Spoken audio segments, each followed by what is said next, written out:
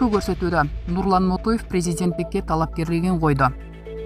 Борбордон унаа уурдап келе жаткан жигит таш көмүрдөн кармалды. Айсулуу Тыныбекова Польшадагы мелдеште алгачкы атаандашын ири эсепте жеңди.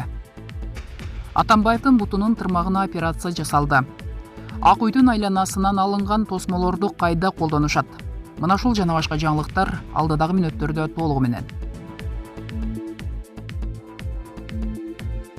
Нурлан Мотоев президенттикке талапкерлигин койду. Борбордук шайлоо комиссиясынын төрайымы Нуржан Шайдылдабекованын айтымында документин тапшыргандардын көпчүлүгү президенттикке талапкерлигин өзү көрсөткөн. Борбордук шайлоо комиссиясына президенттик шайлоого катышуу ниетин билдирип, 10-чу талапкерден арыз келип түштү. Бул тууралуу Буршайкомдун төрайымы Нуржан Шайдылдабекова билдирди. Анын айтымында документтин тапшыргандардын көпчүлүгү президенттикке талапкерлигин өзү көрсөткөн. Талапкерлер документтерин качан тапшырышкан? Адахан Мадумаров 30 октябрда, Арстанбек Абдылдаев, Назарбек Нышанов жана Кубан Чороев 31 октябрда, Бектур Асанов 2 ноябрда, Бакыт Бакетаев жана Канат Исаев 4 ноябрда, Абдыкар Сыдыков, Сазыкбай Турдумалиев 5 ноябрда, Нурлан Мотоев 6 ноябрда документтерин тапшырган. Талапкерлер документтерин 14 ноябрга чейин тапшыра алышат. Булак Спутник KG.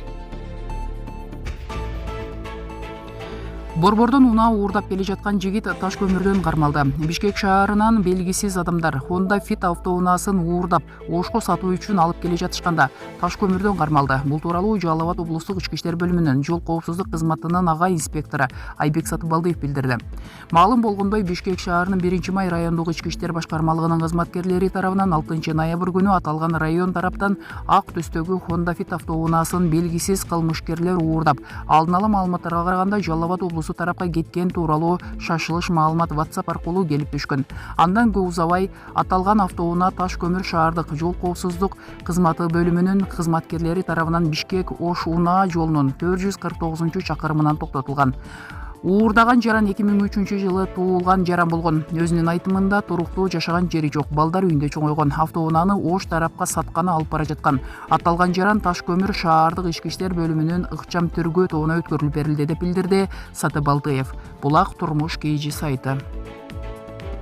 Айсулуу Тыныбекова Польшадагы мелдеште алгачкы атаандашын ири эсепте жеңди. Польшанын борбору Варшава шаарында өтүп жаткан Poland Open аттуу эл аралык турнирине 62 кг салмак ченинде катышып жаткан Айсулуу Тыныбекова орусиялык атаандашы Ульяна Токаренконы 12-3 эсебинде мөөнөтүнөн мурда жеңип, турнирдин кийинки баскычына өттү. Ал эми ушул эле турнирге Кыргыз өлкөсүнүн атынан катышып жаткан Нураида Наркулова жана Назира Марсбек кызы Венгрия менен Франциянын балбандарына утулуп калышты.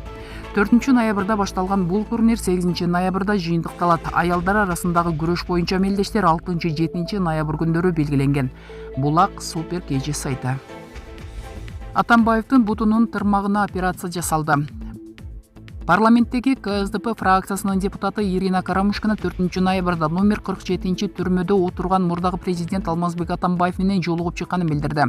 Карамушкинанын айтымында Атамбаевдин бутунун тырмагына операция жасалган. Депутатка Атамбаев Кримтөбөл Көлбаев номер 47 абакка которулганын билгенин жана бул кандайдыр бир таасир көрсөтүү максатында болбогонуна ишенерин айтып берген. Ал айтты: Көлбаев болсо Көлбаев, ал өзүнүн беренеси менен отурат. Которо берсин. Мен эмне кылат алам? Мен аны менен улуттуу бир нерсе болгон эмесмин. Мен Кудайдан башка эч кимден коркпойм, деди Карамушкина. Алмазбек Атамбаев былтыр август айында кармалгандан бери улуттук коопсуздук боюнча мамлекеттик комитеттин тергөө абагында болуп келсе, 26 октябрда Бишкектин номер 1 тергөө абагына которулган. Атамбаев номер 1 тергөө абагындагы шарты жок камерага отургузулганына байланыштуу ачкачылык акциясын баштаган. Атамбаев 27 октябрда номер 47 абакка которулгандан кийин ачкачылык акциясын токтоткон.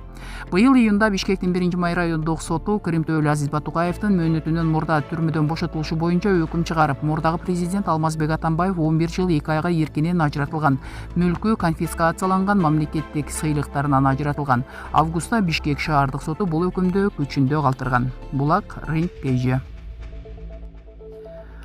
Ак үйдүн айланасынан алынган тосмолорду кайда колдонушат? Мэриянын жообу. Бүгүн 6 ноябрда Ак үйдүн имаратынын айланасындагы тосмолор алынды. Бишкек шаарынын мэринин милдетин аткаруучу Балбак Төлөбаев алынган тосмолор тазалыктын кампасына коюлуп, алар эмнеге пайдаланылаары кийинчерчилерин билдирди.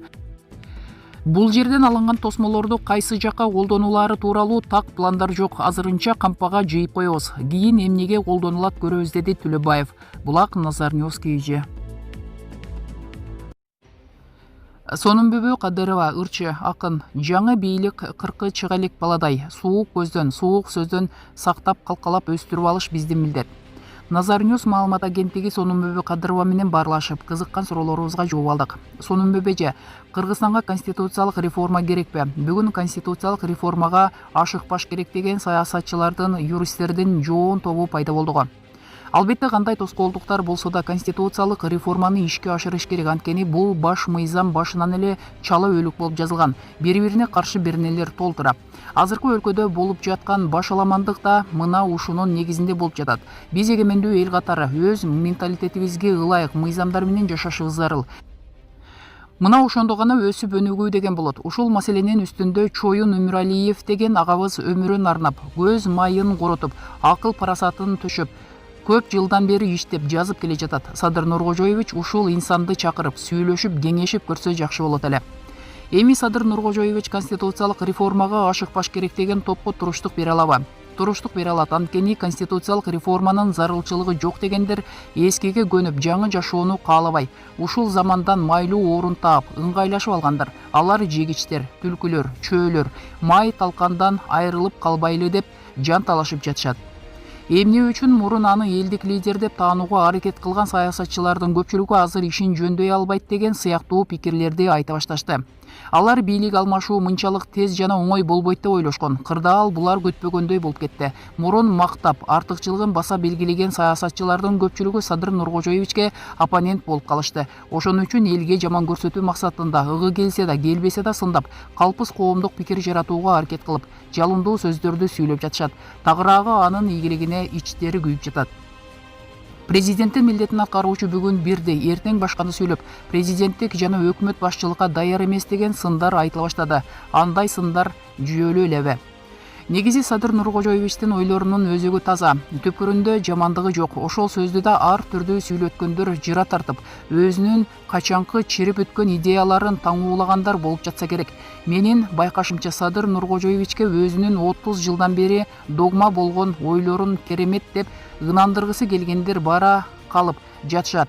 Жанын койбой. Президенттин милдетин аткаруучу Садыр Жапаров мага идея менен келгиле деп кайрылып жатканынан эле жаңы идеяларды издеп жатканын байкаса болот.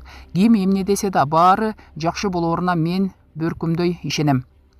Эмнегедир коомчулукта Садыр Жапаров атка тескери минип алып чаап баратат деп сындап жатышат. Чын эле өз билгенин кылып, баш аягы жок иштер менен налик болуп жатабы? Садыр Жапаров өтө таланттуу инсан, ойлоп тапкыч, изденгич, ойго келбеген кадамдарды жасап жибере турган реформатор. Мен ошол сапатын сыйлайм, ишенем. Башкаларга таң калыштуу көрүнгөн чечимдерди да кабыл алып жибере турган жери да бар. Ошондуктан атты тескери минип алды деп сындап жатышат. Чынында алар күтпөгөн кадамдарды жасап, мамлекет үчүн пайдалуу иштер менен алек болот. Президенттин милдетин аткаруучу Садыр Жапаров президенттик шайлоого ат салышаарын айтты. Эми шайлоодо атааңдаштарына утулуп калбайбы? Утулбайт, эл деле түшүнүп калды. Бу сапарда буйруса колдоп алат. Президенттикке аттанган талапкерлердин ичинен Садыр Жапаровго тең келчү кандидатты көрбөй турам.